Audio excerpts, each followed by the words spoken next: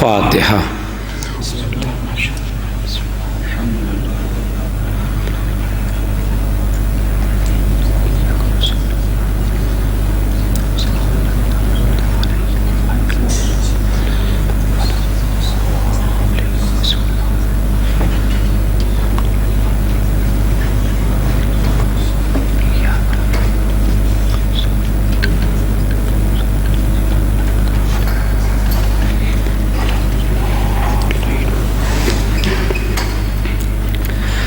اعوذ باللہ من الشیطان الرجیم، بسم اللہ الرحمن الرحیم۔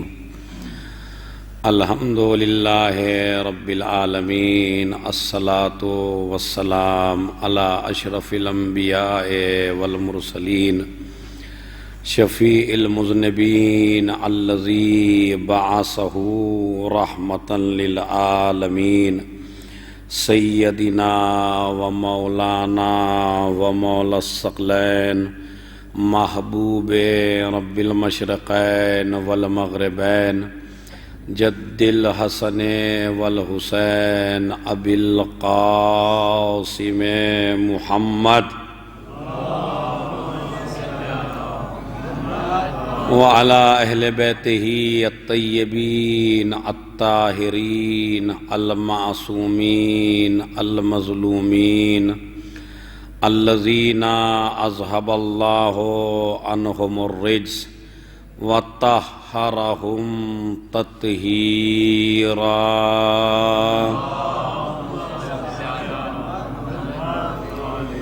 ولعنۃ اللہ علی اعدائہم اجمعین من یومنا ھذا الی قیام یوم الدین، اما بعد۔ قال اللہ تعالی وتبارک فی کتابہ الکریم وہو اصدق القائلین وقولہ الحق۔ بسم اللہ الرحمن الرحیم۔ انما انت منذر ولکل قوم ہاد۔ صلوات بھیج دیں محمد علیہ وسلم۔ اللہم صلی علی محمد وآل محمد وعجل فرج۔ اس عشرے کا موضوع ہمارے امام زمانہ عجل اللہ فرجہ الشریف کے اوپر اور ان کے وجود کے اوپر ہمارے پاس کیا کیا دلیلیں ہیں، اور ہر شیعہ کے پاس، ہر مسلمان کے پاس، بلکہ ہر انسان کے پاس اپنے امام کے بارے میں ہمارے پاس ایسی دلیلیں ہونی چاہیے کہ جب بھی ہم سے پوچھا جائے تو ہم یہ نہ کہیں کہ ہم اس امام کو اس لیے مانتے ہیں کہ ہمارے باپ نے بتایا، یا ہماری ماں نے بتایا، یا ہمارے دادا نے بتایا، بلکہ ہر انسان کے پاس ایسی دلیل ہونی چاہیے کہ اگر سوتے ہوئے بھی کسی سے پوچھا جائے کہ تمہارا امام ہے، تو ہر انسان کے پاس ایک ایسی دلیل ہو کہ جس سے سامنے والا خاموش ہو جائے۔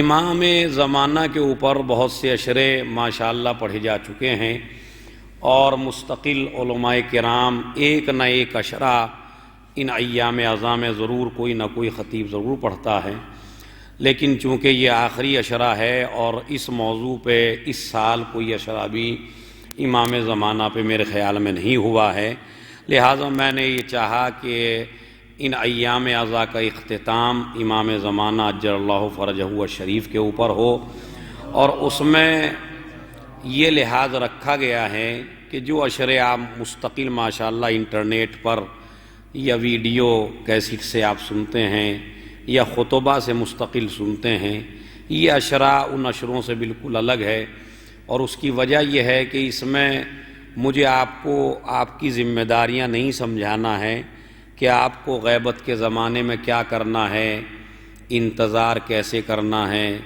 امام آئیں گے تو کیا ہوگا، امام آئیں گے تو کیا کریں گے، غیبت کے اسباب کیا ہیں، یہ مجھے کچھ بیان نہیں کرنا ہے۔ اس کی وجہ یہ ہے کہ ہمارے یہاں اس طریقے کے اشرے بہت زیادہ پڑھے گئے کہ انتظار کرنے والوں کو کیسا ہونا چاہیے، غیبت کے زمانے میں مومن کی کیا ذمہ داری ہے، اس پہ بھی بہت کچھ پڑھا گیا ہے اور بہت کچھ لکھا بھی گیا ہے، لیکن وہ چیز کہ جس کے بارے میں بہت کم پڑھا گیا اور بہت کم لکھا گیا وہ یہی ہے کہ خود پہلے بیس تو مضبوط ہو انسان کی کہ کوئی ہے یا نہیں ہے۔ یہ تو بعد میں طے ہوگا کہ کوئی ہے اور ہمیں کیسا ہونا چاہیے۔ زیادہ تر اشرے جو امام زمانہ پہ میں نے علماء کرام کے دیکھے ہیں یا جو مجالس کی کتابیں ہیں یا جو کتابیں لکھی گئی ہیں یا جو میں نے کتابیں پڑھی ہیں، اس میں یہی ہے، زیادہ زور اس بات پہ دیا گیا ہے کہ مومن کو کیسا ہونا چاہیے۔ بس یہ زیادہ تر علماء کی توجہ ہے کہ مومن کو زمانہ غیبت میں کیسا ہونا چاہیے۔ سب نے اسی پہ توجہ دی، سب نے اسی پہ پڑھا۔ انتظار کے کیا فائدے ہیں، منتظر کو کیسا ہونا چاہیے، امام علیہ السلام کی غیبت کے زمانے میں آپ کو کیا کیا عمل کرنا چاہیے، تو یہ مستقل علماء سے آپ سن چکے ہیں۔ میں آپ کو یہ اشراء، اور اس میں مجھے یہ بھی لحاظ نہیں رکھنا ہے کہ آدمی کم ہوں گے، اس لیے کہ جناب نوح نے 950 سال کی عمر میں 2 آدمیوں کو سیدھا کیا تھا۔ تو اگر میری مجلس میں ایک آدمی بھی اپنے امام کے بارے میں کچھ دلیلیں لے کے اٹھ گیا تو یہ میری بھی آخرت کے لیے کافی ہے، جو بانیان ہیں ان کی آخرت کے لیے بھی کافی ہے۔ ایک صلوات پڑھ دیں محمد اور آل محمد پر۔ تو آپ یہ احساس نہ کیجئے گا کہ ہم کم ہیں، اس لیے کہ میں یہ احساس نہیں کروں گا کہ آپ کم ہیں، اس لیے کہ یہ کورس ہے امام زمانہ کے اوپر، اشرے اس کے اوپر کئی ہیں، لیکن میں اسٹارٹ یہاں سے کرنا چاہتا ہوں کہ جتنے بھی ماشاءاللہ آپ جوان بیٹھے ہوئے ہیں اور اکثر لوگ جوان ہی ہیں، ان میں ہر آدمی کے پاس ایک دلیل ہونی چاہیے۔ مثلا قرآن مجید سے کیا دلیلیں ہیں کہ کوئی ہے؟ ابھی پہلی مجلسوں میں آپ کو یہ نہیں بتاؤں گا کہ وہ کون ہیں، پہلے ہمیں یہ ثابت کرنا ہے کہ قرآن یہ کہتا ہے کہ کوئی ہے، وہ کون ہے وہ بعد میں ثابت ہوگا۔ عقل یہ کہتی ہے کہ کوئی ہے، حدیث پیغمبر یہ کہتی ہیں کہ کوئی ہے، اب وہ کون ہے وہ بعد کی مجلسوں میں آتا رہے گا، پہلے تو مسئلہ یہ شروع ہوگا کہ کوئی ہے۔ اب میں نے جس آیت کو آپ حضرات کی خدمت میں پڑھا ہے اسے آپ لکھ لیجئے، اپنے ذہنوں میں حفظ کر لیجئے، اور جا کے برائے کرم قرآن مجید ضرور کھول کے دیکھیے تاکہ آپ کے پاس ایک دلیل ضرور ہو آپ کے امام کے اوپر۔ اس لیے کہ اس امام کی ذمہ داری، میں یہ نہیں کہتا دوسرے اماموں کی ذمہ داری آپ کے اوپر نہیں ہے، ورنہ پھر ایک دوسرا لیبل لگ جاتا آدمی کے اوپر کہ یہ تو نہ جانے کہاں سے نکل کے آئے، یہ دوسرے اماموں کی اہمیت کم کر رہے ہیں۔ لیکن میں یہ کہنا چاہتا ہوں آپ سے کہ آپ مستقل ایک بات کہتے ہیں اور پورا محرم ہو گیا کہتے کہتے، اور پورا چہلم ہو گیا کہتے کہتے، اور پورا سال ہی گزر جاتا ہے، یا لیتنی کنت معکم، اے کاش میں آپ کے ساتھ ہوتا۔ یہ آپ کا نعرہ ہے یا نہیں؟ مستقل آپ یہ کہتے ہیں کاش میں آپ کے ساتھ ہوتا، تو اگر آپ کے ساتھ ہوتا تو کیا کرتا ہے؟ دیکھیے یہ تھوڑا سا سوچنے کی ضرورت ہے اور بہت غور و فکر کا مقام ہے کہ اے مولا کاش میں آپ کے ساتھ ہوتا، تو کہیں ادھر پردہ غیبت سے یہ آواز نہ آ رہی ہو کہ یہ جھوٹے ہیں، یہ بالکل غلط بول رہے ہیں، یہ زبان سے تو کہہ رہے ہیں مگر ان کی فکریں ان کے ساتھ نہیں ہیں۔ آپ کہتے کیا ہیں؟ کاش ہم کربلا میں امام حسین علیہ السلام کے ساتھ ہوتے، تو ہوتے تو آپ کیا کرتے وہاں؟ یعنی امام کے ساتھ میں رہ کے قربانیاں دیتے، امام کے قصیدے پڑھتے، امام کی مدحت کرتے، ان کے زمانے میں ہوتے، ان کے ہاتھ چومتے، یہی تو کرتے آپ۔ تو بات یہ ہے کہ کاش وہ حسین ابن علی کہ جس کے بارے میں آپ مستقل کہتے ہیں کاش ہم آپ کے ساتھ ہوتے، وہ خود نہ کہتے ہوں کہ یہ قوم جھوٹ بول رہی ہے، یہ قوم مکاری کر رہی ہے، یہ قوم مجھے الفاظ سے بہلا رہی ہے۔ اور میں مستقل اپنے اشروں میں یہ بات کلیئر کرتا ہوں کہ انسان ہر ایک کو بہکا سکتا ہے۔ آپ ایک حدیث قصہ پڑھنے والا جو مستقل مجلس شروع کرتا ہے اسے بہکا سکتے ہیں، ارے جناب آپ سے اچھی کوئی نہیں پڑھتا، اتنی اچھی تلاوت ہے آپ کی، اتنا اچھا انداز ہے آپ کا، حدیث قصہ تو اور بھی پڑھتے ہیں مگر آپ کی جو بات ہے وہ نرالی ہے، آپ کی آواز سے اچھی کسی کی آواز نہیں ہے، لہجے سے اچھا کسی کا لہجہ نہیں ہے. ایک دفعہ کہیے تو یقین نہیں کرے گا، دو دفعہ کہیے تو یقین نہیں کرے گا، تیسری دفعہ 3 آدمی مل کے کہہ دیجئے تو وہ بھی بن جائے گا بیچارہ. کہ اس کا مطلب کچھ نہ کچھ میرے اندر بات ضرور ہے جو 3 آدمی مستقل کہہ رہے ہیں. اچھا یہ تو حدیث قصہ والا تاکہ برا نہ مان جائے، میں اپنے بارے میں کہتا ہوں. مجھے کہنے لگے کہ قبلہ عشرے تو محرم سے ہو رہے ہیں، پہلا عشرہ کسی نے پڑھا، دوسرا کسی نے پڑھا، مگر قبلہ پہلی مجلس میں جو آپ کی بات تھی وہ کسی کی نہیں تھی. ہم نے دیکھا، یہ ہم تو سنے یہی خنور میں ہی ہم نے سب کو سنا، مگر جو آپ کا لہجہ، جو آپ کی بات ہے وہ کسی کے اندر نہیں تھی. ایک نے کہا تو میں سمجھا ایسے ہی کہہ رہے ہیں، عادت ہوتی ہے. دوسرے نے کہا تو میں سمجھا ہو سکتا ہے عادت ہو بولنے کی. تیسرے نے پھر وہی باہر نکلا میں تو اس نے بھی یہی کہہ دیا کہ قبلہ ایسا تو کسی نے پڑھا ہی نہیں، پہلی مجلس میں سب کو آپ نے کاٹ کے رکھ دیا ہے. تو میں چاہے جتنا آپ کو سمجھاؤں لیکن میں بھی بن جاؤں گا ایک وقت میں. کہ اس کا مطلب میرے اندر کوئی خاص بات دیکھ رہے ہیں یہ لوگ، اور کوئی خاص بات میرے اندر موجود ہے جو پورا مجمع یہی کہہ رہا ہے کہ ایسی بات ہم نے نہیں سنی جیسی آپ نے بتا دی. آپ کا لہجہ، آپ کا انداز بہترین. تو ہوتا یا نہیں ہوتا؟ آدمی، ہر آدمی کو آپ خوش کر سکتے ہیں. مثلا یہ 2 بانی ہیں ماشاءاللہ اور ساری بانی ہیں آپ لوگ یہاں، مستقل آپ انہی سے کہیے. جیسے عشرے آپ کرا رہے ہیں ایسے کوئی نہیں کراتا.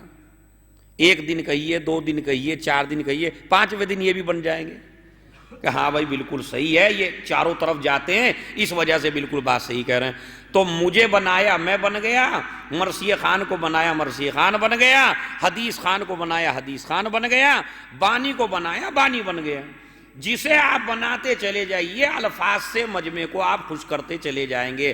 لیکن میں آپ حضرات کو ایک جملے میں ایک بات کلیئر کر دینا چاہتا ہوں. آپ مولوی کو الفاظ سے خوش کر سکتے ہیں، مرثیہ خان کو الفاظ سے خوش کر سکتے ہیں، بانی کو الفاظ سے خوش کر سکتے ہیں، لیکن الفاظ سے خوش نہیں کر سکتے تو اپنے امام کو خوش نہیں کر سکتے ہیں. اس لیے کہ وہ تلوار بھی چلاتا ہے تو نسلیں دیکھ کے چلاتا ہے.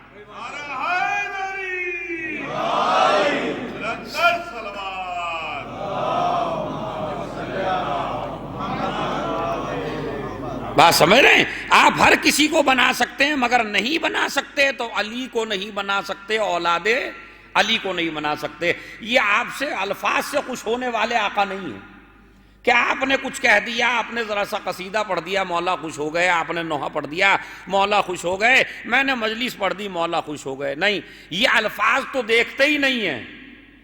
اور اگر یقین نہ آئے تو لوگوں کی شکایت کرنا رسول اسلام سے، یا رسول اللہ یہ بلال تو اذان میں غلطی کرتا ہے، شین اس کی زبان سے ادا نہیں ہوتا، یہ اشہدو کہتا ہے، اشہدو نہیں کہہ پاتا ہے.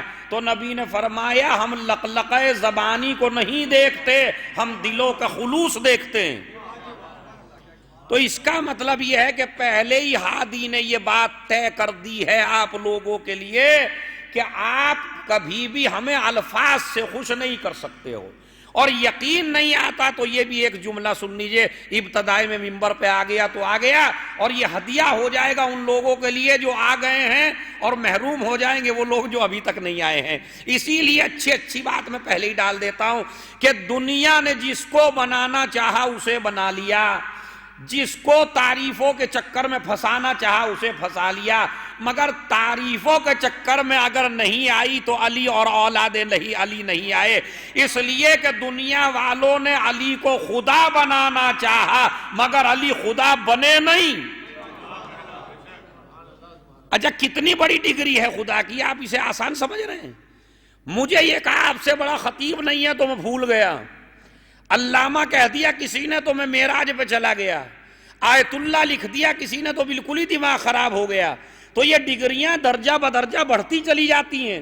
جیسے جیسے درجہ بڑھتا چلا جاتا ہے ویسے ویسے آدمی کا دماغ خراب ہونے لگتا ہے. علی وہ شخصیت ہے کہ جسے عہدہ بھی دیا تو بندوں والا نہیں دیا، یہ کہا آپ تو خدا ہیں. اب بتائیے اس سے بڑی کون سی ڈگری ہو سکتی ہے؟ یعنی جو مخلوق دے رہی ہے. جناب عیسیٰ کو بھی مخلوق نے بڑی ڈگری نہیں دی، انہیں بھی کہا خدا کے بیٹے ہیں آپ، یہ نہیں کہا کہ آپ خدا ہیں.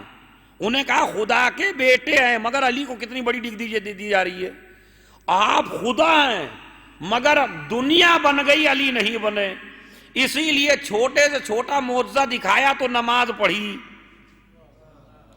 مطلب سورج پلٹائیں علی نماز پڑھیں، مردے کو زندہ کریں علی نماز پڑھیں، کوئی کرامت دکھائیں علی نماز پڑھیں، مولا یہ چھوٹے چھوٹے معجزات دکھا کے نماز کیوں پڑھ رہے ہیں؟ کہا میں یہی تو دنیا کو سمجھانا چاہتا ہوں، میں کسی کے بنائے سے بنا نہیں ہوں، نماز پڑھ کے بتا رہا ہوں، میں خدا نہیں ہوں، خدا کا بندہ ہوں۔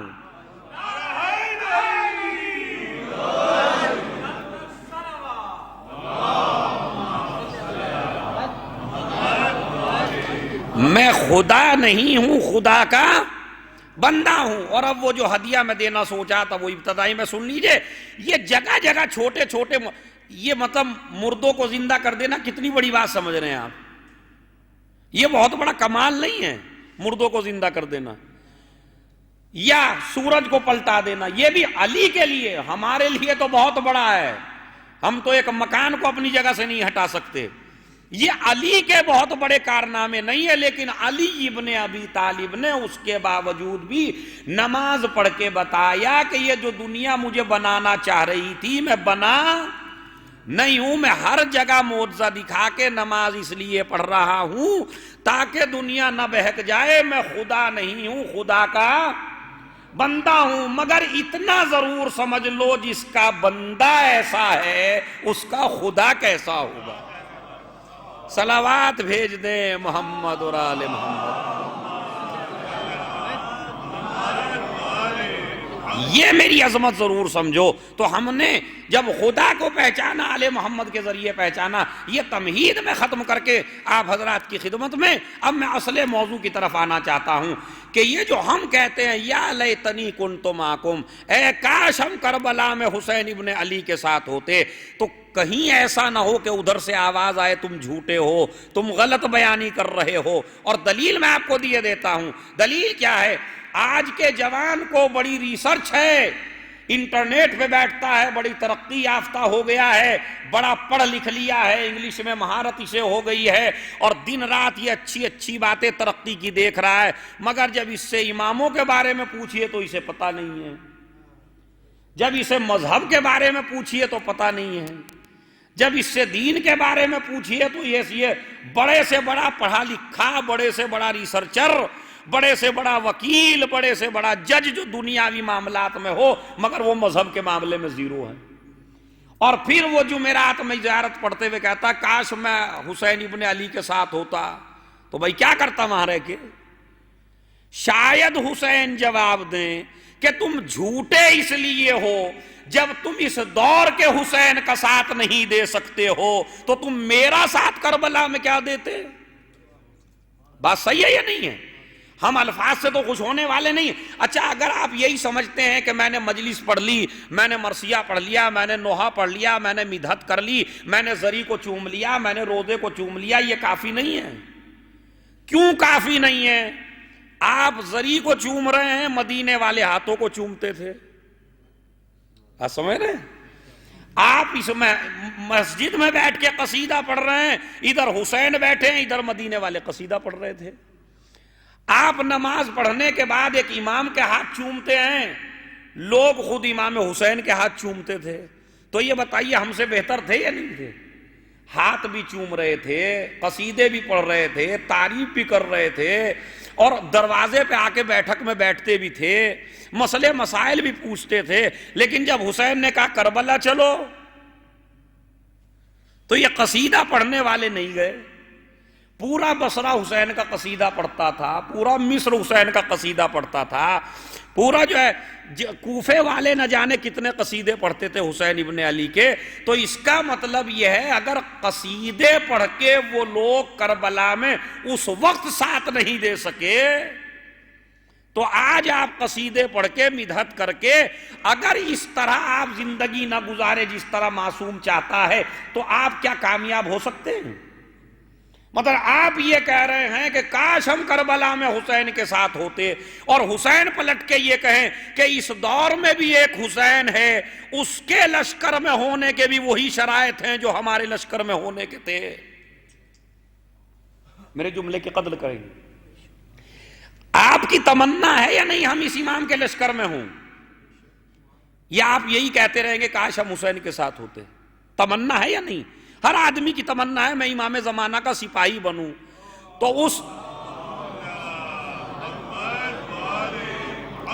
تو اب ہمیں یہ دیکھنا ہے کہ اس امام زمانہ کے لشکر میں ہونے کے لیے کن کن شرائط کی ضرورت ہے۔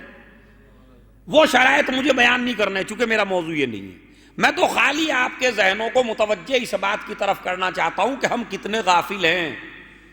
ہم الفاظ سے سوچ رہے ہیں کہ ہم امام کو خوش کر سکتے ہیں۔ بھائی ایک جملے میں سن لیجئے، آپ پوری ہسٹری سمیٹ کے رکھ رہا ہوں اپنے پورے جملے میں، اگر آپ سمجھ گئے تو پوری ہسٹری اسی میں، علامتیں الگ الگ پڑھنے کی ضرورت نہیں ہے۔ امام زمانہ کے لشکر میں عالم ہونا چاہیے، فاضل ہونا چاہیے، متقی ہونا چاہیے، نمازی ہونا چاہیے، پرہیزگار، ایک لمبی لسٹ ہے، لیکن میں وہ لسٹ آپ کو نہیں بتا رہا ہوں، ایک جملہ بتا رہا ہوں کہ جو حسین ابن علی نے اپنے لشکر میں آدمی لیے، تم ان کے صفات پڑھتے چلے جاؤ، وہ صفات اپنے اندر پیدا کرتے چلے جاؤ، وہ اس حسین کے سپاہی تھے، تم اس حسین کے سپاہی۔ بالکل آسان سا جملہ میں نے آپ کو بتا دیا، کوئی لمبی چوڑی مجھے تقریر اس موضوع پہ نہیں کرنی ہے کہ تمہارے اندر کون سے صفات ہونے چاہیے۔ یہ دیکھیے، اگر اس لشکر میں کوئی بے نمازی نہیں تھا تو اس لشکر میں بھی کوئی بے نمازی، بات سمجھ رہے ہیں؟ مگر جرأتیں کی خطبہ کرام نے، جرأتیں کی ذاکرین کرام نے، جرأتیں کی ہیں، کہا نہیں تھے ایک تھے جو بے نمازی تھے حسین کے لشکر میں۔ یہ وہی لوگ ہیں جو اپنا نقطہ چلانے کے لیے دین کو بالکل برباد کیے ہوئے ہیں۔ کون تھے؟ کہا جناب حر۔ دیکھیں کہاں سے چھانٹ کے لائے بھائی، ایک تھے لشکر حسین میں بھی۔ جب نماز کی اہمیت کو کم کیا جاتا ہے تو اس میں ایک جملہ یہی بڑھایا جاتا، حر نے کون سی پڑھی تھی؟ یہی ہے نہیں؟ تو مجھے آپ یہ بتائیے کہ آپ کون سا کیمرہ لیے وہاں کھڑے ہوئے تھے بھائی؟ آپ کہاں پہ تھے وہاں؟ مطلب کربلا کے میدان میں جب آپ یہ دیکھ رہے تھے کہ سارے پڑھ رہے ہیں، حر نہیں پڑھ رہے ہیں، تو آپ کس طرف کھڑے تھے؟ آپ یزیدیوں کی طرف کھڑے تھے یا حسینیوں کی طرف کھڑے تھے؟ آپ تھے کہاں وہاں سے؟ ایک مسئلہ تو یہ کہ آپ وہاں پہ تھے نہیں۔ دوسری بات یہ ہے کہ ایک گری سے گری حالت میں آپ یہ مان لیجئے کہ حر نے نہیں پڑھی تو 71 نے پڑھی یا نہیں پڑھی؟ مطلب چلیے ایک نے نہیں پڑھی، 71 نے پڑھی۔ اچھا 71 نے بھی نہیں پڑھی، حسین نے پڑھی یا نہیں پڑھی؟ تو اگر پوری دنیا نہ پڑھے اور حسین پڑھے تو تم غلام کس کے ہو؟ دنیا کے غلام ہو یا حسین کے غلام ہو؟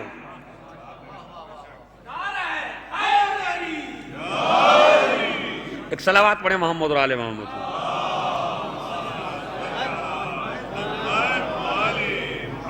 چونکہ بڑا عظیم اشرا ہے اور بڑا علمی اشرا ہے، اور اس کے اوپر انشاءاللہ میں یہ دعویٰ تو کسی کو بھی زیب نہیں دیتا، سلونی کا دعویٰ تو میرا مولا ہی کر سکتا ہے، لیکن چونکہ ہم ان کے غلام ہیں تو اس اشرے میں ہر جوان کو میری کوشش یہ ہے کہ ایک ایک آدمی کے پاس ہر طرح کی دلیل ہونی چاہیے کہ ہمارا ایک امام اس دور میں ہے، اور وہ بات اپنے ماں باپ کی وجہ سے نہ کہے کہ میرے ماں باپ شیعہ تھے لہذا میں بھی شیعہ ہوں۔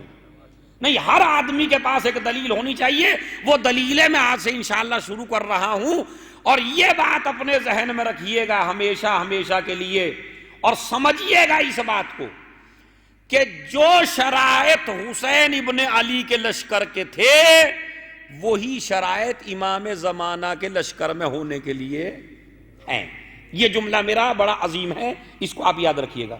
وہ شرائط پیدا کیجئے۔ تو یہ جو بہکایا جا رہا ہے مجمع کو، بس اس سوال کا جواب دے کے میں آگے بڑھتا ہوں کہ جناب سب نے، کوئی نہیں پڑھ رہا کربلا کے میدان میں، حر نے بھی نہیں پڑھی، دوسرے صحابہ نے پڑھی، حسین نے پڑھی یا نہیں پڑھی؟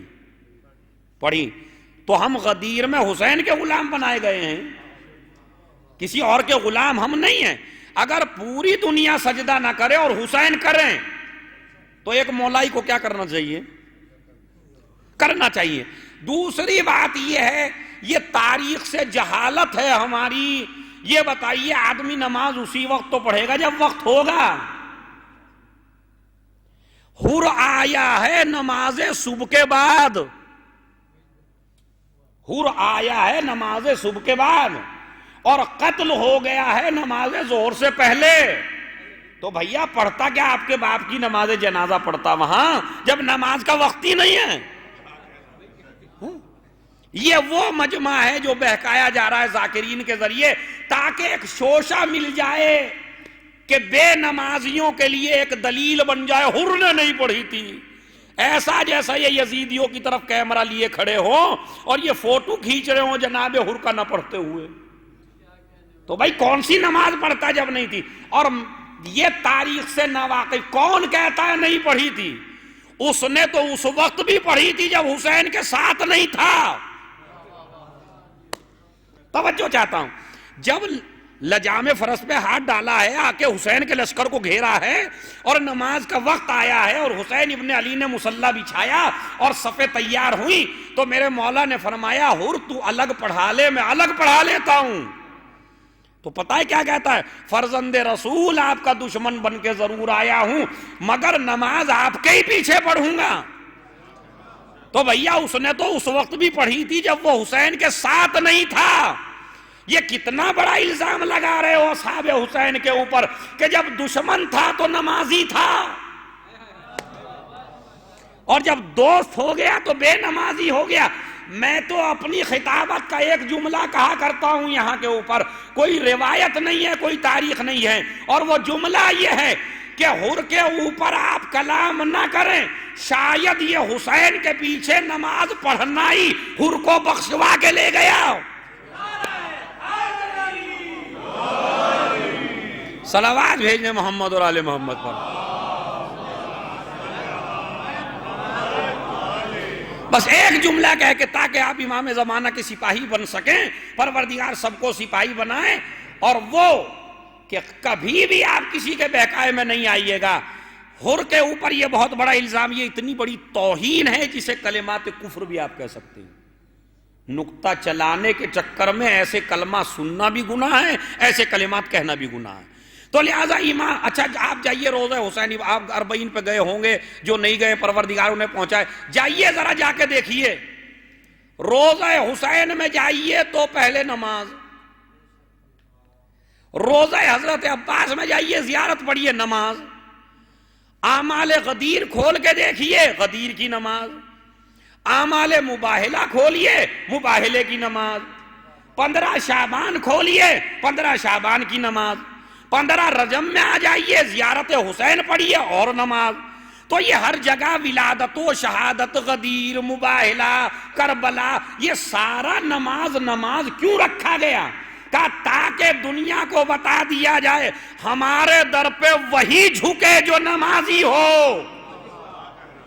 صلوات بھیج دیں محمد اور آل محمد پر۔ ایک اور صلوات پڑھیے محمد اور آل محمد۔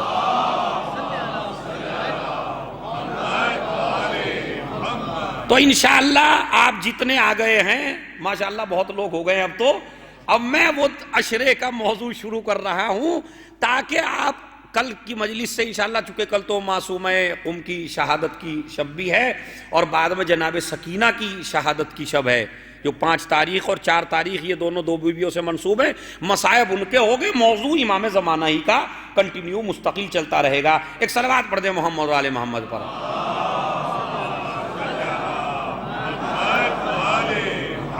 آپ سنیے، پہلی دلیل، کوئی سوال کرنے والا سوال جواب کی شکل میں پڑھتا ہوں تاکہ آپ کے ذہنوں میں بات بیٹھ جائے اور آپ اسے بھول نہ پائیں۔ اگر کوئی آدمی آپ سے یہ سوال کرے کہ بھئی آپ اس دور میں اس بات کے قائل ہیں کہ تمہارا امام ہے، تو تمہارے پاس سب سے بڑی دلیل قرآن مجید ہے، ہمیں قرآن سے یہ بتائیے کہ تمہارا امام ہے۔ بات سمجھ رہے ہیں؟ آپ ہمیں یہ سمجھائیے کہ قرآن مجید میں کیا کوئی اشارہ موجود ہے، جبکہ یہ کہا جا رہا ہے کہ اس میں ہر چیز ہے، قرآن مجید میں کوئی ایسی چیز نہیں ہے جو موجود نہ ہو، ہر چیز ہے، مگر میں یہ کہتا ہوں ہر چیز ضرور ہے مگر دکھائی ہر کسی کو نہیں دیتی، دکھائی اسی کو دے گی جس کے گھر میں قرآن مجید اترا ہو۔ ہر کسی کو قرآن مجید ہر بات بتانے کے لیے تیار نہیں ہے۔ تو میں آپ کو پہلی دلیل دے رہا ہوں، اگر قرآن مجید کھول کے رکھنا چاہیں آپ تو کھول کے رکھ لیجئے گا، جا کے پڑھیے گا ضرور۔ یہ میرے سے وعدہ آپ کیجئے کہ جو میں دلیلیں بیان کروں گا بس اتنا، مجھے آدھا گھنٹہ چاہیے آپ کا اپنے گھر پہ، یہاں سنیے، جا کے ضرور دیکھیے۔ سورہ رعد آیت نمبر 7، پارہ نمبر 13 اور سورہ نمبر بھی 13، سورہ بھی 13، پارہ بھی 13، آیت نمبر 7، سورہ کا نام ہے سورہ رعد۔ اگر کسی جوان سے آج کے بعد انٹرنیٹ کے اوپر یا کسی مجلس میں یا کسی محفل میں یا کہیں بھی آپ سے کوئی یہ پوچھے آپ کا امام ہے، تو آپ اس کو جواب دیجئے ہمارا امام ہے، اور دلیل ہمارے پاس یہ ہے۔ کیا دلیل ہے؟ سورہ رعد آیت نمبر 7، انما انت منذر ولکل قوم ہاد، اے میرے پیغمبر آپ ڈرانے والے ہیں اور ہر قوم کے لیے ایک ہادی کا ہونا ضروری ہے۔ انما انت، اب میں ایک ایک لفظ اس کا آپ کو سمجھاتا ہوں۔ انما انت منذرون، اے میرے پیغمبر آپ ڈرانے والے ہیں۔ یہ ڈرانے والے سے مجمع بڑا گھبراتا ہے۔ دو لفظ ہیں عربی زبان میں، ایک لفظ ہے بشیر، یاد رکھیے گا، اور ایک لفظ ہے نذیر۔ اس مسئلے کو ہندوستان یا دوسری جگہ پہ سمجھانا بڑا مشکل ہے، لیکن آپ کو سمجھانا بڑا آسان ہے، چونکہ ولو آپ نے سب کو اردو ہی سکھا دی یہاں آ کے، لیکن کم سے کم تھوڑی بہت تو عربی بولتے ہیں اور سمجھتے بھی ہیں۔ تو دو لفظ ہیں، ایک ہے بشیر اور ایک ہے نذیر۔ نذیر کے معنی ہوتے ہیں ڈرانے والا، اور بشیر کا مطلب ہوتا ہے بشارت دینے والا۔ بشیر کا کام ہے کہ یہ کام کرو تو جنت میں یہ درجہ ملے گا، یہ کام کرو تو اتنا درہم ملے گا، یہ کام کرو تو اتنی زمین تمہارے نام ہو جائے گی، یہ ہیں بشارتیں۔ اور ڈرانے کا مطلب کیا ہے؟ بھائی یہاں سے ذرا احتیاط سے جانا، فلاں جگہ آپ کو مارا بھی جا سکتا ہے، فلاں جگہ قتل بھی کیا جا سکتا ہے، ذرا اعمال کر کے جانا، قبر کا حال دیکھنا، قبر میں بچھو بھی ہوں گے، سانپ بھی ہوں گے، یہ ہے، اسے کہتے ہیں ڈرانا۔ تو بشیر کہتے ہیں بشارت دینا، نماز پڑھیے تو یہ ملے گا، اربعین پہ جائیے تو یہ ملے گا، پیدل چلیے تو سارے گناہ معاف ہو جائیں گے، تو یہ سارا آتا ہے بشارت میں۔ اور ڈرانے کا مطلب ہوتا ہے کہ اگر آپ نے یہ گناہ کیا تو یہ عذاب ہے، جھوٹ بولا تو زبان کے ذریعے لٹکائے جاؤ گے، بات سمجھ رہے ہیں؟ تو یہ ہے ڈرانا اور وہ ہے بشارت۔ جتنے بھی انبیاء ہیں ان میں قرآن مجید نے کچھ کو بیان کیا کہ یہ بشیر ہیں، یعنی بشارت دیتے تھے، بس وہ یہ کرو گے یہ ملے گا، یہ کرو گے یہ ملے گا، یہ کرو گے یہ ملے گا۔ اور کچھ لوگ نذیر ہیں، یعنی جو ڈراتے تھے۔ مگر تمہارے پیغمبر کی اور تمہارے امام کی خاصیت یہ ہے کہ وہ بشیر بھی ہیں اور نذیر بھی ہیں۔ نہیں عزیزو، میرا جملہ ضائع ہو گیا ہے۔ یہ بشیر بھی ہیں، چونکہ بھاری بات ہے، مجھے احساس ہے اس بات کا، ہمارا امام اور ہمارا نبی کا اختصاص یہ ہے کہ یہ بشیر بھی ہیں اور یہ نذیر بھی ہیں، یہ بشارت بھی دیتے ہیں اور ڈراتے بھی ہیں۔ اب اس کو اور آسان سمجھ لیجئے، خطیب کے لیے بھی دونوں چیزیں ہونی چاہیے، بشیر بھی ہو اور نذیر بھی ہو۔ اگر کوئی خطیب نذیر ہی نذیر ہو تو وہ بھی بیکار ہے، وہ بھی مجمع کو بہکا دیتا ہے۔ مثلا ہر مجلس میں قبر کا تذکرہ، ہر مجلس میں سانپ کا تذکرہ، ہر مجلس میں بچھو کا تذکرہ، ہر مجلس میں دوزخ کا تذکرہ۔ اب پتہ چلا ایک گناہگار بیچارہ جو مجلس میں آیا، اس نے سوچا کہ بھائی دین پہ عمل کرنے کی ضرورت کیا ہے جب بچنا ہی نہیں ہے۔ مسئلہ ہو جاتا ہے یا نہیں ہوتا؟ اس سے بھی بے دینی پیدا ہوتی ہے، چونکہ ایک گناہگار آیا، اس کی سزائیں آپ نے اتنی بتا دی، اس نے سوچا میں تو معاف ہو ہی نہیں سکتا، مولانا صاحب نے ایسا پڑھ دیا آج کی مجلس میں کہ ڈرتا چلا گیا بیچارہ آدمی یہ سوچتے ہوئے کہ بھیا جو کرنا ہے کرو، کم سے کم دنیا میں تو مزہ لو، وہاں تو بخشا جانا ہے ہی نہیں۔ چونکہ اتنا سخت پڑھ دیا میں نے، یہ عذاب یہ عذاب یہ عذاب، تو اتنے عذاب بتا دیے کہ مجمع بیچارہ جو گناہگار تھا وہ گمراہ ہو گیا۔ اس نے کہا اب نیک عمل کر کے ہی کیا کریں گے جب بخشے جانا ہی نہیں ہے۔ اچھا دوسرے نے مسئلہ اور آسان کر دیا جو بشیر تھا، اس نے کہا بس 2 آنسو بہا لو جنت مل جائے گی، ماتم کر لو جنت مل جائے گی، تبرک بانٹ دو جنت مل جائے گی۔ اس نے اتنا آسان کر دیا کہ اب یہ بھی خوش ہو کے چلا گیا اپنے گھر پہ، میاں اتنا آسان کر دیا، جو کرنا ہے کرو مگر محرم میں رو لو۔ اچھا دونوں طرف چل رہا ہے کام، ایک طرف کے خطبہ ذاکرین مستقل بشارتی بشارت، ارے بس ماتم کر لیے جنت مل جائے گی، ارے 2 آنسو بہا لیجیے جنت مل جائے گی۔ لیکن عزیزوں مجھے آپ ایک انصاف سے بتائیے، اگر ایک آدمی رو رہا ہو اور آپ اس کے برابر میں جا کے اور تیز رونے لگیں، اور اسے ایک روٹی کی ضرورت ہو اور آپ کے ہاتھ میں ایک روٹی ہو بھی، مگر آپ دہاڑے مارنے لگے اس سے بھی زیادہ روئیں جتنا بھوکا رو رہا ہے، مگر اسے روٹی نہ دیں، اور ایک آدمی بیچارہ آیا، اس نے کہا کیوں رو رہے ہو؟ کہا رو رہا ہوں میرے پاس کھانا نہیں ہے۔ کہا چلو گھر چلو، جلدی سے کھلایا۔ بتائیے کامیاب کون سا ہے؟ یہ رونے والا کامیاب ہے یا یہ بیچارہ رویا نہیں اپنے گھر پہ لے جا کے کھلا دیا یہ کامیاب ہے؟ تو اس کا مطلب ہے ہر جگہ رونے والے کو بھی جنت نہیں ملتی۔ ایک آدمی رو رہا ہے، آپ بھی اس کے ساتھ اور زیادہ رونے لگیے، بہت زیادہ روئیے آپ بیٹھ کے، مگر اس سے پوچھئے نہیں تجھے حاجت کیا ہے، تیرا مقصد کیا ہے؟ تو ایسا رونے والا جنت میں نہیں جائے گا کہ جو مقصد حسین پہ عمل نہ کرتا ہو اور روتا ہو۔ یہ اسی طرح ہے جو آدمی کے برابر میں بیٹھا ہو، بیٹھ کے رو تو رہا ہو مگر اس کی حاجت پوری نہ کر رہا ہو۔ اگر رونے والے سبھی جنت میں جاتے تو پھر یہ بتائیے کہ جب علی اصغر نے اپنی زبان کو ہونٹوں پہ پھرایا تو لشکر رویا یا نہیں رویا؟ یہ تو تاریخی مثال ہے بھائی، اپنی طرف سے تو نہیں کہہ رہا ہوں میں کچھ۔ یہ لشکر رویا تھا یا نہیں رویا تھا؟ بھئی آپ نے مصائب میں تمام ذاکرین سے سنا کہ جب علی اصغر نے اپنی زبان کو، آپ نے مصائب میں سنا، میں تھوڑی سی تشریح کر کے سنا رہا ہوں کہ جب اپنی زبان کو ہونٹوں پہ پھرایا تو پورا لشکر رونے لگا۔ تو یہ لشکر جنتی ہے بھئی، سارے رو رہے ہیں مظلومیت کے اوپر، آپ بھی رو رہے ہیں مظلومیت کے اوپر، وہ بھی رو رہے ہیں، تو وہ بھی جنتی آپ بھی جنتی۔ تو آپ کا جواب کیا ہے یہاں پہ اوپر؟ کہا نہیں جناب وہ جنتی اس لیے نہیں ہے، اس لیے کہ وہ رو تو رہا تھا مگر کسی آدمی نے اتنا نہیں کیا کہ ایک کوزہ آپ بڑھا دیتا۔ تو اس کا مطلب یہ ہے بے مقصد رونا آدمی کو جنت میں نہیں لے جاتا، مقصد پر عمل کر کے انسان جنت میں جاتا ہے۔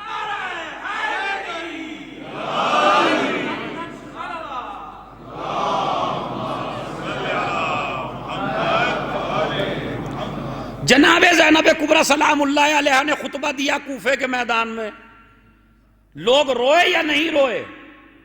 اچھا لوگ رو رہے، روایت کہتی ہے کہ اپنے ہاتھوں کو چبا لیا بعض لوگوں نے، اور شہزادی کیا کہہ رہی ہے؟ مکاروں،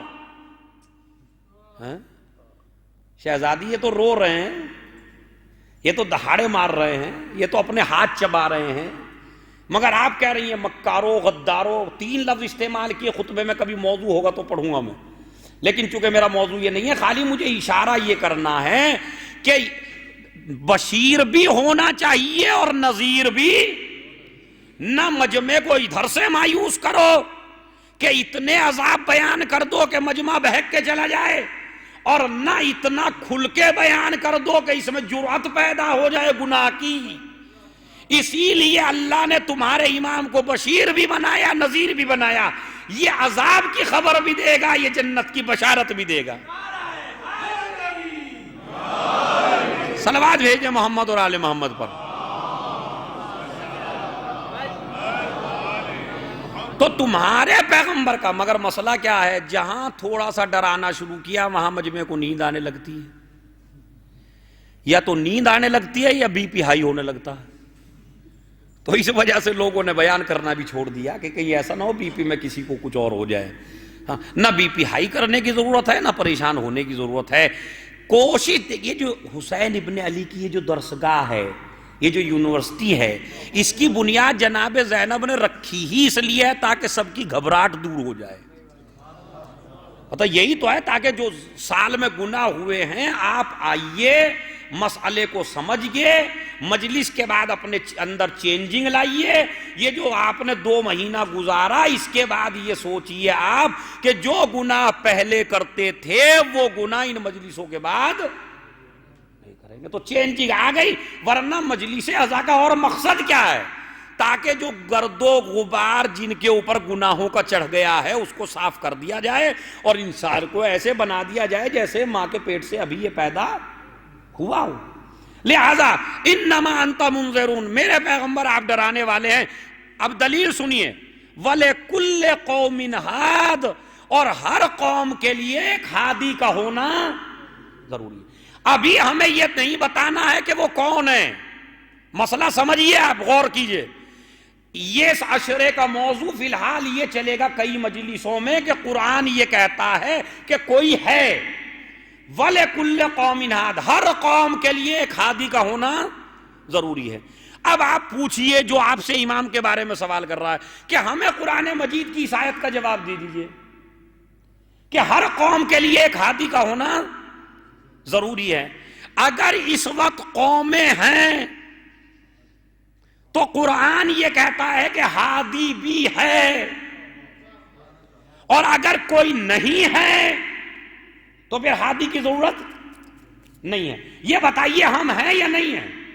اچھا، اگر ہم ہی بارگاہ خدا میں ایک دعویٰ کرنے لگے جا کے، پروردگار یہ نوح کی قوم تجھے بڑی پسند تھی، موسیٰ کی قوم بڑی پسند تھی، نبی کی قوم آپ کو بڑی پسند تھی، ان کے زمانے میں تو ہادی تھے اور ہمارے زمانے میں کوئی ہادی نہیں ہے، لہذا ہم نے جو گناہ کیے وہ اس لیے کیے کہ ہمارے زمانے میں کوئی ہادی نہیں تھا، تو کیا خدا کو آپ کو جہنم میں ڈالنے کا حق ہے؟ عقل کیا کہتی ہے آپ کی؟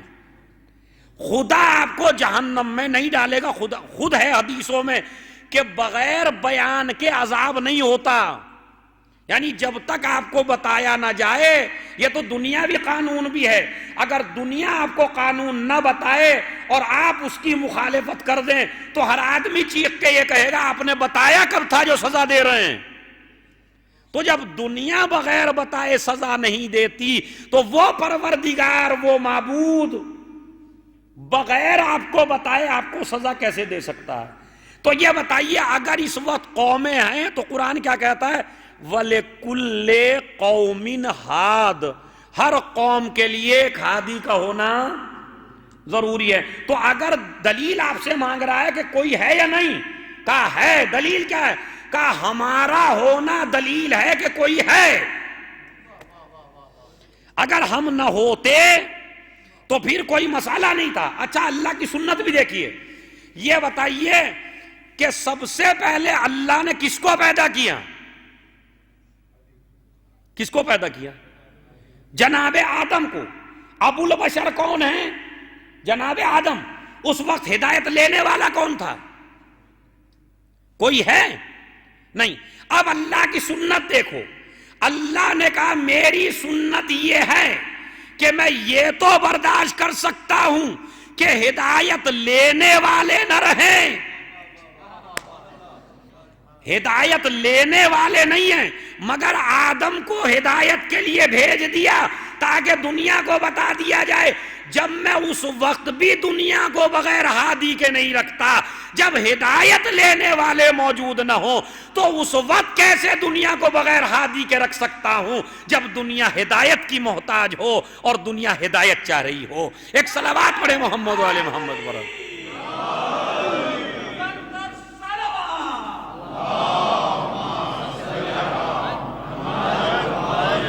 تو اس دلیل کو محفوظ کیا آپ نے، اسی لیے نہج البلاغہ میں فرمایا میرے مولا نے اور آپ کے مولا نے، الحجت مع الخلق و بعد الخلق و قبل الخلق، سونے کے حروف سے لکھنے کے لائق ہے۔ کیا فرمایا؟ کہ ہر زمانے میں اللہ کی ایک حجت رہی ہے۔ کون کہہ رہا ہے؟ میرا مولا علی، نہج البلاغہ میں۔ ہر زمانے میں اللہ کی ایک حجت رہی ہے. کیوں رہی ہے؟ تاکہ اس زمانے کے لوگ شکایت نہ کر سکیں خدا سے کہ ہمارے لیے کوئی ہادی نہیں تھا. لہذا اللہ نے اپنی یہ سنت بنائی کہ حجت مخلوق سے پہلے بھی ہے، مخلوق کے ساتھ بھی ہے، مخلوق کے بعد بھی ہے. کس نے فرمایا یہ؟ مولا کائنات نے. حجت سمجھ لیجئے اس جملے کو. حجت یعنی امام مخلوق سے پہلے بھی ہے، مخلوق کے ساتھ بھی ہے اور مخلوق کے بعد بھی ہے. اسی لیے ہمارے امام نے فرمایا کہ اگر دنیا میں ایک دن باقی رہ جائے اور اس ایک دن میں خالی 2 لوگ بچے ہوں، 2 آدمی، تو ان میں سے ایک امام ہوگا. مگر اللہ یہ نہیں کر سکتا کہ آدمی رہے اور امام موجود نہ ہو. تو پہلی دلیل قرآن مجید آپ کو یہ دے رہا، جا کے دیکھیے گا سورہ رعد آیت 7 پارہ 13 سورہ بھی 13. میرے پیغمبر آپ ڈرانے والے ہیں اور ہر قوم کے لیے ایک ہادی کا ہونا ضروری ہے. یہ تو قرآن سے دلیل دی. نہج البلاغہ سے کیا دلیل ہے؟ کہ حجت خدا کا ہونا ضروری ہے، مخلوق سے پہلے بھی، مخلوق کے ساتھ بھی، مخلوق کے بعد بھی، تاکہ ابتدا بھی ہادی سے ہو، انتہا بھی ہادی سے ہو. مخلوق سے ابتدا اور انتہا نہیں ہے، ابتدا بھی انہی سے ہے اور انتہا بھی انہی سے. اسی لیے زیارت جامعہ میں معصوم نے فرمایا بنا فتح اللہ و بنا یختم اللہ، ہمیں سے ابتدا کی ہے، ہمیں سے انتہا کرے گا. ایک صلوات بھیج دیں محمد اور آل محمد پر.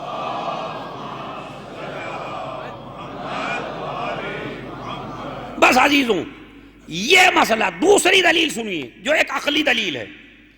اللہ کی ربوبیت کا تقاضا یہ ہے کہ وہ ہادی رکھے. مجھے نہیں پتا میرا یہ جملہ کتنے لوگ سمجھے. اللہ کیا ہے؟ رب ہے. رب ہے یا نہیں ہے؟ پڑھیے بسم اللہ الرحمن الرحیم، میرے ساتھ پڑھیے تاکہ آپ کو بھی ثواب ہو. الحمدللہ رب اور زور سے پڑھیے الحمدللہ. تمام تعریفیں اس اللہ کے لیے ہیں جو عالمین کا رب ہے. اب یہیں سے دلیل بنے گی، سنیے. اگر اللہ خالق ہوتا تو ضروری نہیں تھا کہ ہادی بھیجتا، لیکن چونکہ اللہ رب ہے تو ربوبیت کا تقاضا یہ ہے کہ وہ ہادی بھیجے. میں آپ کو ترجمہ سمجھاتا ہوں. خالق کسے کہتے ہیں؟ خالق کہتے ہیں پیدا کرنے، ایجاد کرنے والا. اور آسان کرتا ہوں میں آپ کے لیے. خالق کا معنی ہوتا ہے ایجاد کرنے والا. مثلا یہ منبر ایک آدمی نے ترتیب دے دیا، ایک آدمی نے بنا دیا، تو وہ اس کا خالق ہے. یہ مائک جس نے بنایا تو جس نے بنایا مائک کا وہ خالق ہے. یہ کرسی جس نے بنائی وہ کرسی کا خالق ہے. یہ فرش جس نے بنایا وہ خالق ہے. خالق کہتے ہیں ایجاد کرنے والا، پیدا کرنے والا.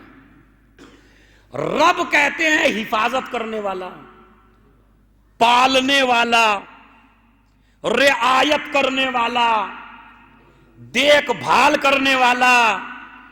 اور اگر ماشاءاللہ چونکہ ماشاءاللہ بڑے بڑے خطبہ کو سنتے ہیں، آپ کی سماعتوں پہ اعتبار کر کے رب کا ایک بڑا دقیق ترجمہ کرنا چاہتا ہوں.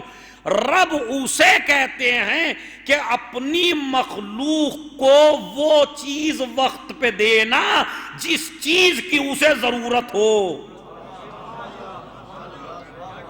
اس سے بڑا ترجمہ میں نہیں کر سکتا ہوں، نہ کوئی اور کر سکتا ہے. رب کا مطلب ہوتا ہے جیسی جیسی مخلوق کو ضروریات پیش آئیں ویسے ویسے لحاظ سے اس کی ضروریات کو پورا کرنا. ماں باپ کو کیا کہا جاتا ہے؟ خالق یا رب؟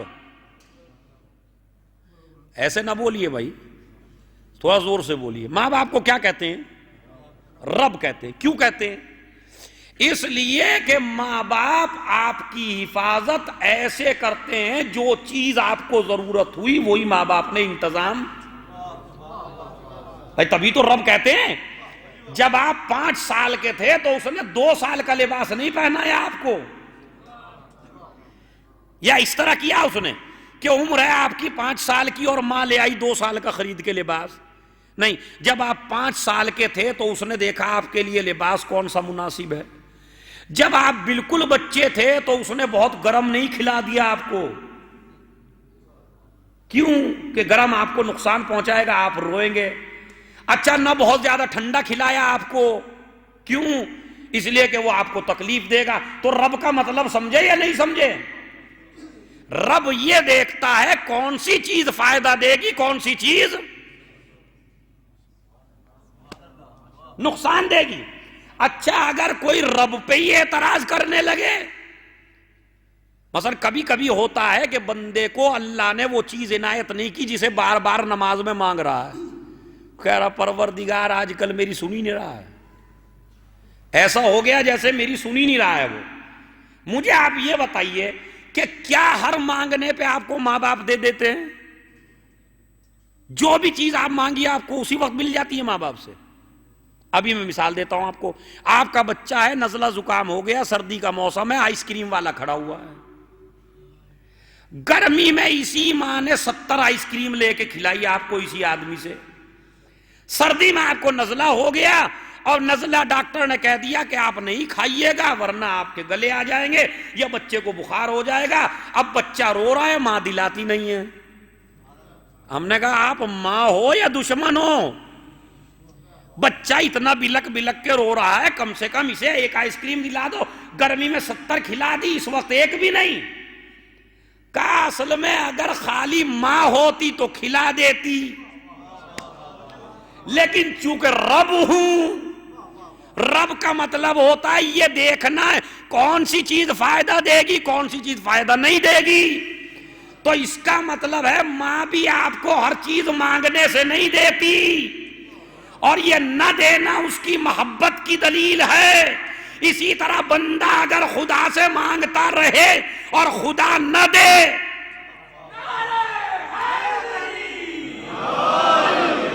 بات سمجھ رہا، تو ناراض نہ ہوا کرے نہ ملنے کے اوپر۔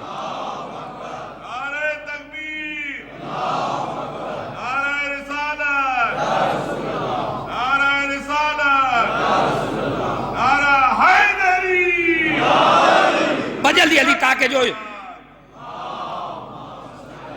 جو آج کی مجلس میں نہیں آئے ہیں کم سے کم انہیں تو یہ فائدہ ہونا چاہیے بیچاروں کو جو آئے ہیں، تاکہ ایک فرق لے کے جائیں۔ تو خالق الگ ہے، رب الگ ہے۔ اچھا پہلے آدمی خالق ہوتا ہے یا رب ہوتا ہے؟ میں نے کہا یہ کلاسز ہیں، مجلس سے تو ماشاءاللہ 4 اشرے آپ 6-7 اشرے سن چکے ہیں، میں تو ایک کلاسز کی طرح لے رہا ہوں آپ کو۔ خالق پہلے ہوتا ہے یا رب پہلے ہوتا ہے؟ خالق پہلے آدمی چیز پیدا کرتا ہے، بعد میں اس کی حفاظت کرتا ہے۔ تو سورہ الحمد میں اللہ کو کیا کہنا چاہیے؟ الحمدللہ خالق العالمین، تمام تعریفیں اس اللہ کے لیے ہیں جو عالمین کا خالق ہے، مگر وہ کیا کہتا ہے؟ الحمدللہ رب تو پروردگار پہلے تو خالق ہے، بعد میں رب ہے، رب بعد میں ہی تو ہوگا، مگر یہ تعریف رب کہہ کے کیوں کروا رہا ہے؟ کہا اس کی وجہ یہ ہے کہ خالق اور رب میں ایک بہت بڑا ڈیفرنس اور بہت بڑا فرق یہ ہے کہ خالق اسے کہتے ہیں جس کا رابطہ مخلوق سے ٹوٹ بھی جایا کرتا ہے۔ میں مثال دوں، یہ مائک جس نے بنایا وہ خالق تھا لیکن بیچ دیا، رابطہ ٹوٹ گیا، چاہے توڑیے چاہے رکھیے۔ یہ ممبر جس نے بنایا وہ خالق تھا، بیچ دیا، اب چاہے رکھیے یا توڑیے۔ تو خالق کا رابطہ مخلوق سے کبھی کبھی ٹوٹ جایا کرتا ہے، مگر رب کا رابطہ مخلوق سے نہیں ٹوٹتا، وہ ہمیشہ اس کی حفاظت میں لگا رہتا ہے۔ ممبر پہ کپڑا بچھاؤ تاکہ گرد نہ لگے، تیل لگاؤ تاکہ دیمک نہ لگے، تو رب کا کام ہے ہر خطرے سے بچانا۔ اب تو جملہ سمجھیے، اگر میں خالق ہوتا خالی تو فرعون کو کبھی رزق نہ دیتا، مگر چونکہ رب تھا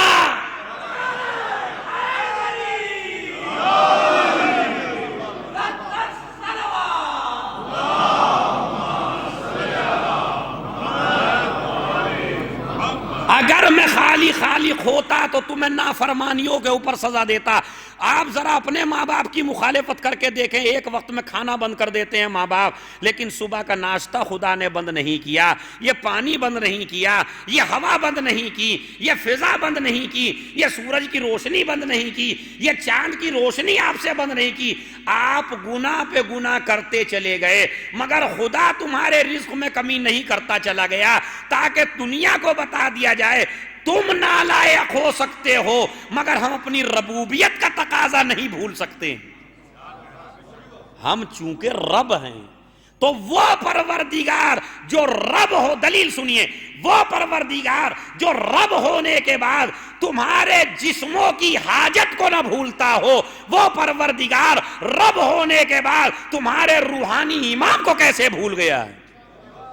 لہذا عقل کہتی ہے کہ چونکہ وہ رب ہے تو اس دور میں کوئی ہدایت دینے والا ضرور ہونا چاہیے، ورنہ اس آیت کا کوئی مطلب انما انت منذر ولکل قوم ہاد، ہر قوم کے لیے ایک ہادی کا ہونا۔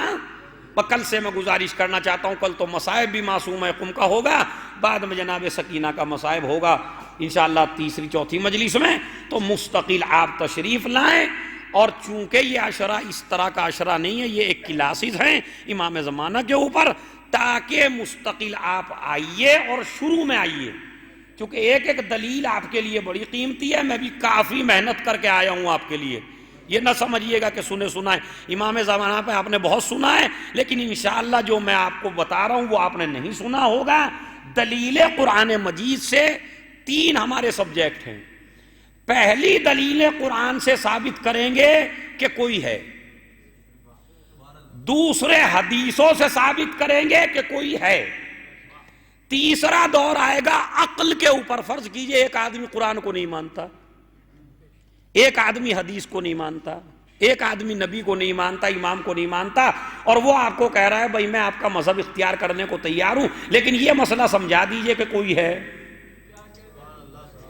اور ہے تو کہاں ہے؟ بات سمجھ رہے؟ ہے کون ہے، کہاں ہے؟ بس اس 3 باتوں کے اوپر پورا عشرہ ہے۔ قرآن سے دلیلیں، ایک دلیل میں نے آج آپ کو دے دی سورہ رعد میں، جا کے دیکھیے گا، ہر قوم کے لیے ایک ہادی کا ہونا ضروری ہے۔ اگر ہمارے لیے ہادی نہیں ہے تو پھر پروردگار عالم کو ہمیں عذاب دینے کا کوئی حق نہیں ہے۔ اور ہمیں اس بات کا جواب دیجئے کہ اگر قرآن یہ کہتا ہے ہر قوم کے لیے ایک ہادی کا ہونا ضروری ہے، تو یا تو اس وقت ہادی ہے یا ہادی، دو ہی تو باتیں ہیں، یا ہادی ہے یا ہادی۔ قرآن کیا کہتا ہے؟ ہادی ہے۔ تو اگر آپ یہ کہہ رہے ہیں نہیں ہے تو یا قرآن سچا ہے یا آپ سچے ہیں۔ ایسا تو نہیں ہے کہ قرآن معاذ اللہ جھوٹا ہو اور آپ سچے ہیں۔ قرآن کہتا ہے ایک ہادی کا ہونا ضروری ہے، وَلِكُلِّ قَوْمٍ ہَادٍ، اور اس ہادی سے مراد نبی نہیں ہے۔ تفسیروں میں جب آپ پڑھیے گا تو آپ کو ملے گا کہ ہادی سے مراد ہے نبی، نبی نہیں ہے۔ کیوں؟ اس لیے کہ بتائیے عیسیٰ کے درمیان اور حضرت محمد مصطفیٰ صلی اللہ علیہ وآلہ وسلم کے درمیان، اسے بھی انشاءاللہ آپ محفوظ رکھیے اپنے ذہنوں میں۔ اگر کوئی آپ سے کہے کہ نبی مراد ہے تو یہ بتائیے کہ عیسیٰ کے درمیان اور ہمارے نبی کے درمیان میں کون سا نبی گزرا؟ یہ 500 سال سے زیادہ کا فاصلہ، اس میں لوگ پیدا ہوئے یا نہیں ہوئے؟ ہوئے۔ تو ان کے درمیان میں نبی کون تھا؟ بھائی عیسیٰ تو چلے گئے، آسمان پہ اٹھا لیے گئے، نبی پیدا ہوں گے بعد میں۔ تو اگر ہر قوم کے لیے نبی کا ہونا ضروری ہے تو اس قوم کے لیے نبی کون تھا؟ تو ترجمہ یہی ہوگا، ہادی کا مطلب ہے ایک قائد، ایک رہبر۔ اگر عیسیٰ گئے تو پہلے 12 کو بنا کے گئے، اسی لیے یہ نبی بھی جب گیا تو 12 کے بارے میں بتا کے گیا تاکہ کوئی بھی آدمی یہ شکایت نہ کر سکے کہ ہم تو تھے اور ہدایت دینے والا کوئی نہیں تھا۔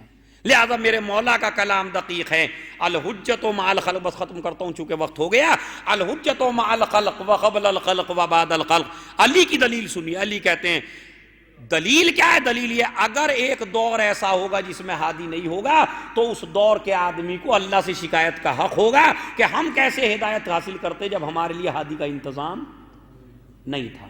تو لہٰذا وہ پروردگار جو آدم کو پہلے پیدا کرے، ہدایت لینے والوں کو بعد میں پیدا کرے، یعنی پروردگار یہ تو گوارا کر سکتا ہے کہ ہادی تنہا رہے، مگر یہ گوارا نہیں کر سکتا کہ دنیا ہدایت لینے والی رہے اور ہدایت دینے والا کوئی موجود نہ ہو۔ اور یہی ہادی کربلا کے میدان میں آیا ہے تو 72 ساتھیوں کو ساتھ لے کے آیا۔ ہر دور میں ایک ہادی کا ہونا ضروری ہے۔ اس دور میں حسین تھے، اس دور میں بھی ایک حسین ہے۔ پھر وہی جملہ کہہ رہا ہوں کہ کاش ہم کربلا میں حسین کے ساتھ ہوتے ہیں۔ یہ جملہ انہی لوگوں کے منہ سے اچھا لگتا ہے جو اس حسین کا ساتھ دے رہے ہوں۔ بات سمجھ رہے ہیں؟ اگر آپ فرض کیجئے ایک آدمی سے آپ کو بہت زیادہ محبت ہے اور وہ کسی دوسرے ملک میں جا کے رہنے لگا اور اس کی اولاد آپ کے ملک میں رہتی ہے اور آپ اس کے بارے میں یہ کہتے رہیں کاش ہم آپ کے ساتھ وہاں ہوتے، کاش ہم آپ کے ساتھ وہاں ہوتے، تو وہ کہے گا کہ میرا ساتھ آپ یہاں آ کے کیا دیتے جب تم نے اپنے ہی ملک میں میری اولاد کا ساتھ۔ تو اگر اس حسین کا ساتھ نہیں دیا تو اس حسین کا ساتھ، بات سمجھ رہے ہیں نہیں سمجھ رہے ہیں؟ اگر اسی طرح غفلتوں میں مجمع رہا، یہ جوان ماشاءاللہ آپ کی ڈیوٹیاں ہیں، جو مجلس میں بیٹھے ہیں آپ کی ذمہ داریاں ہیں، آپ وہی ٹاپک سنا کریں موضوع دے دے کے جس کے اوپر آپ کو ریسرچ نہ ہو یا پتہ نہ ہو، تو اپنی مجلسوں کو علمی بنائیے اور جو سنا جائے تو اس عشرے کے بعد انشاءاللہ یہ ضرورت نہیں رہنی چاہیے، ہر آدمی اپنے ذہنوں میں محفوظ رکھے کہ ہم جو ہیں اپنے امام کو اپنے ماں باپ کی وجہ سے نہیں مانتے ہیں، امامت کو اسی لیے فروع دین میں نہیں رکھا ہے۔ امامت اصول دین میں، فروع دین میں، فروع دین کہے سے مانے جاتے ہیں، اصول دین عقل کے ذریعے مانے جاتے ہیں۔ عقل سے آپ کے پاس دلیلیں ہونی چاہیے، خدا ہے یا نہیں، رسول ہے یا نہیں، امام ہے یا نہیں، اور اگر ہے تو اس کے اوپر ہمارے پاس کیا دلیل ہے۔ یہ پہلی دلیل ہے، انشاءاللہ کل سے دوسری دلیل شروع ہو جائے گی، لیکن چونکہ یہ آخری عشرہ ہیں اور اہل بیت اطہار وہ عظیم مظلوم ہیں اور وہ شخصیات ہیں کہ جن کو لوگوں نے اتنا ستایا ہے، مگر انہوں نے آپ کی ہدایت کے لیے، آپ کو ہدایت دینے کے لیے، آپ کو جنت میں پہنچانے کے لیے وہ عظیم قربانیاں پیش کی ہیں کہ جس پہ آپ تو خالی آنسوؤں سے روتے ہیں مگر وقت کا امام خون کے آنسو روتا ہے۔ وہ کہتے میرے جد مظلوم میں صبح و شام آپ پہ خون کے آنسو روتا۔ خون کے آنسو کیوں؟ اس لیے کہ آپ نے جناب زینب کے بارے میں جب سنا کہ ردا چھینی گئی تو آدمی دہاڑے مار کے رونے لگتا ہے۔ جب یہ سنتے ہیں کہ علی اصغر کے تیر لگا، ننھا سا بچہ تھا اور اتنا بڑا تیر تھا، ذرا کبھی تصور کیا کیجئے مصائب میں کہ کہاں 3 بھال کا تیر اور کہاں چھوٹا سا گلا۔ اسی لیے روایت میں موجود ہے جب امام زمانہ آئیں گے تو پہلے علی اصغر کی لاش نکالیں گے، اور علی اصغر کی لاش ہے بھی کہاں پتہ ہے؟ جب رباب آئی ہیں 40 کے دن اور سب کا ماتم ہو چکا تو رباب نے پوچھا میرے لال سید سجاد یہ تو بتا دے کہ میرا چھوٹا سا بچہ کہاں ہے؟ تو امام لائے اپنے باپ کی قبر پر، اماں تمہارا علی اصغر باپ کے سینے پہ سو رہا۔ بس میں جو آج آئے ہیں ان کے لیے ایک جملہ پڑھنا چاہتا ہوں، مصائب تو مجھے کچھ اور پڑھنا تھا لیکن امام زمانہ نے نہ جانے کس طرح میرا ذہن موڑ دیا، اور وہ ذہن یوں موڑا اس لیے کہ پہلی مجلس ان کے وجود کے اوپر ہے تو اس میں تذکرہ بھی اسی کا ہو جس کے انتقام کے لیے زیادہ پریشان ہے۔ سب سے زیادہ جس بچے کے لیے پریشان ہے اسے علی اصغر کہتے ہیں۔ اس لیے کہ علی اصغر ایک عظیم شہید ہے. ہندوستان میں بھی ایک جگہ ہے جہاں پہ جلوس نکلتا ہے، جب جناب علی اصغر کا جھولا نکلتا ہے تو وہاں کا قانون ہے یہ کہ آگے آگے علی اصغر کا جھولا چلتا ہے. جو ہندو عورتیں ہیں وہ بیچاری ناریل لا لا کے سڑک پر پھوڑ دیتی ہیں مستقل. جیسے جیسے جھولا آگے بڑھتا ہے ویسے ویسے وہ اپنی منت بڑھانے کے لیے ناریل پھوڑتی رہتی ہیں. کسی نے پوچھا کہ تمہارا مذہب بھی یہ نہیں ہے، مگر یہ بتاؤ جب یہ جھولا نکلتا ہے تم ناریل پھوڑتی کیوں ہو؟ تو انہوں نے جواب دیا، ہم نے سنا ہے حسین کا بچہ بڑا پیاسا تھا، اور ہم یہ کہہ رہے ہیں اگر ہم کربلا میں ہوتے تو حسین تیرا بچہ پیاسا نہ رہتا. مطلب کتنا عظیم. میں یہ آپ کو سمجھانا چاہتا ہوں کہ امام کیوں تڑپتے ہیں علی اصغر کی شہادت کے اوپر. اس لیے کہ وہ ماں رباب قانون حرب سے واقف تھی. رباب یہ جانتی تھی کہ جب شکار کیا جاتا ہے تو کون سے حیوان پہ کون سا تیر چلایا جاتا ہے.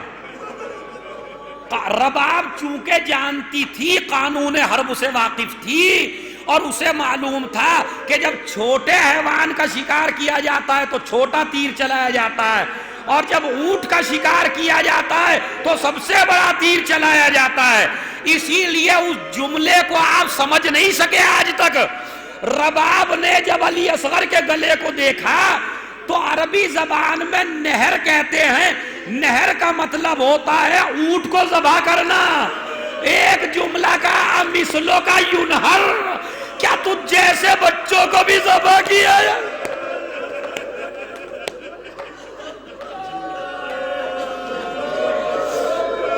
نہیں، ابھی نہیں، کیونکہ وہ امام خون کے آنسو روتا ہے، آپ تو خالی ایسے ہی رو رہے ہیں. مثلوں کا ینہر سمجھ لیجئے پہلے اسے. رباب کا جملہ سمجھنے کی کوشش کیجئے مقتل میں.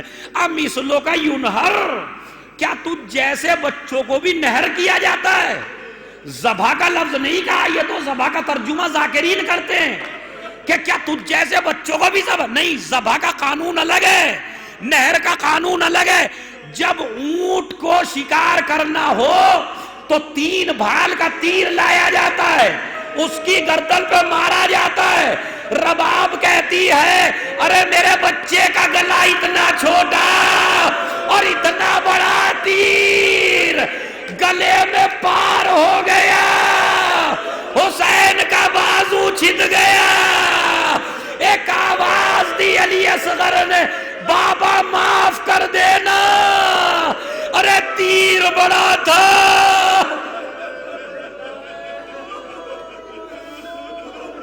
میرا گلا چھوٹا تھا. بس میں آج آپ کے جتنے بھی یہاں پہ بیٹھے ہوئے ایک بات بتانا چاہتا ہوں. جب امام زمانہ آئیں گے تو قبر سے نکالیں گے. کہاں سے نکالیں گے؟ پہلے سن لیجئے، روئیے گا بعد میں، اپنے گھروں پہ جا کے روئیں گے آپ. قبر حسین سے علی اصغر کی لاش نکالیں گے. کہاں سو رہے ہیں علی اصغر؟ باپ کے سینے کے اوپر. پائتی ہیں جناب علی اکبر اور سینے پہ ہیں جناب علی اصغر. مجھے آپ یہ بتائیے، چونکہ میری بھی سمجھ میں نہیں آتا، جب میں یہ مصائب پڑھتا ہوں تو واقعاً میری سمجھ میں نہیں آتا، حالانکہ میں مصائب زیادہ بھی پڑھتا ہوں، لیکن یہاں آ کے میری عقل حیران ہو جاتی ہے. آپ نے مستقل ذاکرین سے پڑھا کہ جب علی اصغر شہید ہو گئے، حسین پشت خیمہ پہ گئے، ذوالفقار سے ننھی سی قبر بنائی، ننھی سی قبر حسین نے بنائی اور بچے کو دفن کر دیا وہاں. تو جب آپ تمام ذاکرین سے یہ سنتے ہیں کہ حسین نے اپنے بچے کی قبر بنا دی تھی، تو کبھی آپ نے یہ سوچا مجلسوں میں کہ جب علی اصغر کو اکیلے دفن کر دیا تھا یہ باپ کے سینے پہ آیا کیسے؟ اگر سمجھ جائیں تو قیامت ہے. مطلب جو بچہ حسین، کبھی آپ سوچتے ہیں اس روایت کو؟ مستقل ہے، معتبر روایت ہے کہ حسین نے رباب کو لے جا کے بچے کو دفن کر دیا تھا، چھپا دیا تھا قبر کے اندر. اور چونکہ ہمارا دستور ہے جب قبر بنائی جاتی ہے تو پانی بھی ڈالا جاتا ہے، تو میر انیس نے اسی لیے کہا تھا ارے پانی نہ تھا جو شاہ چھڑکتے مزار پر، آنسو ٹپک پڑے لہدے شیر خار پر. تو جب جب یہ بچے کی قبر وہاں بن گئی تھی تو یہ بچہ حسین کے سینے پہ آیا کیسے؟ اس کا جواب آپ کو شام غریبہ دے گی کہ یہ بچہ باپ کے سینے پہ کیسے آیا. بس اتنا سن لیجئے. ایسے آیا کہ جب سروں کو گنا گیا کہ شہید 72 ہوئے، سر 71 ہے، ایک سر کہاں ہے؟ کسی نے کہا کہ حسین نے اپنے بچے کی قبر خیمے کے پیچھے بنا دی تھی. پسر سعد نے کہا نہیں، وہ سر لے کے آؤ. فوج چلی نیزے لینے کے بعد، ایک مرتبہ زمین کربلا پر نیزوں کو گاڑنا شروع کیا. فضا یہ منظر دیکھ رہی تھی. رباب تیرے بچے کی خیر ہو. رباب در خیمہ پہ آئی، کیا دیکھا؟ شمر نے ایک تازیانہ مارا، علی اصغر کا لاشا نکلا. ماں دیکھ رہی تھی، خنجر نکالا، علی اصغر کو ذبح کیا، سر کو لے کے چلا. رباب آئی، بچے کو سینے سے لگایا، اکبر کے پہلو میں لٹایا. اے میرے لال، کبھی کبھی میرا اصغر ڈر جاتا تھا، جب ڈر جائے تو سینے سے لگا لینا. جب امام دفن کرنے کے لیے آئے، علی اصغر کو لیا، باپ کے سینے پہ لٹا دیا. جب وقت کا امام آئے گا، بچے کو نکالے گا اور یہی لاشا لے کے زہرا کہیں گی، اے پالنے والے میرے بچے کی کیا خطا تھی؟